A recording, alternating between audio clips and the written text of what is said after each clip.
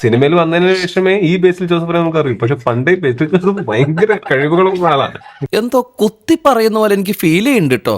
കുത്തിയില്ലല്ലോ, കുത്താൻ പോണല്ലേ ഉള്ളൂ. സകൃതകൃതാവായ നാട്ടുകാരെ ശ്രദ്ധിക്കുക, കലാപരിപാടികൾ തുടങ്ങാൻ ആരംഭിക്കാൻ. എവിടെ കണ്ട പോലെ.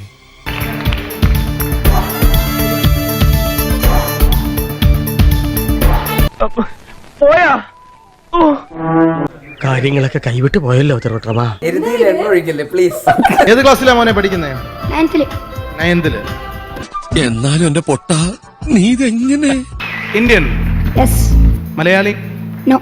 പുരുഷൻ?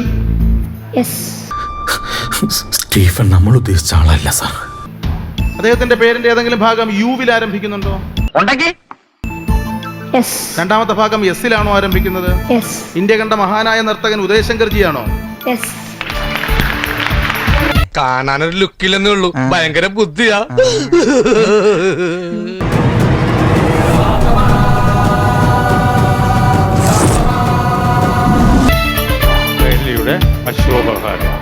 അതാണ് ഈ മീഡിയയുടെ പ്രശ്നം. ശരിക്കും ഇവന്റെ മണ്ടത്തരത്തിനെ മിടുക്കായിട്ട് ചിത്രീകരിച്ചാണ് മീഡിയയുടെ പ്രശ്നം. ഇതിന്റെ വെളിവില്ലായ്മനെ ഒരുത്തനെ മൂലക്കിലാക്കിയപ്പോ സന്തോഷായില്ലേ?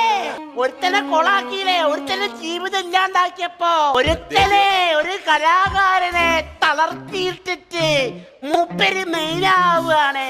ഞാൻ തിരിച്ചു വരും, വെല്ലുവിളിക്കുന്നു.